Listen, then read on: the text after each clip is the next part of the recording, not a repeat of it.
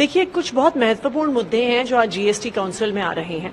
उसमें सबसे महत्वपूर्ण मुद्दा जो आएगा वो है एजुकेशनल इंस्टीट्यूशंस को जो रिसर्च ग्रांट मिलती है उस पर जीएसटी लगना चाहिए या नहीं लगना चाहिए। अभी आए दिनों में ही कुछ बहुत बड़े बड़े शिक्षण संस्थानों को, जिसमें आईआईटी दिल्ली शामिल है, जिसमें पंजाब यूनिवर्सिटी शामिल है, उनको 220 करोड़ के जीएसटी के शोकॉज नोटिस दिए गए। एक तरफ तो सरकार, जो भारतीय जनता पार्टी की केंद्र सरकार है, वो लगातार अपने बजट से रिसर्च ग्रांट्स को कम कर रही है।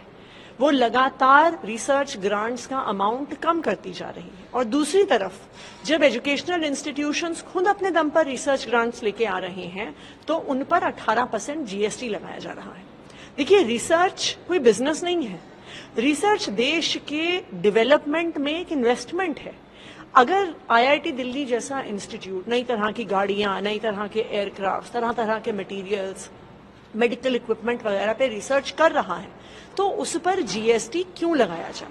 तो आज की जीएसटी काउंसिल की मीटिंग में रिसर्च ग्रांट्स जो एजुकेशनल इंस्टीट्यूशंस को मिलती हैं, अगर उस पर किसी भी प्रकार की जीएसटी लगाने की बात होती है तो हम उसका पुरजोर विरोध करेंगे। दूसरा एक महत्वपूर्ण मुद्दा जुड़ा हुआ है ऑनलाइन पेमेंट से।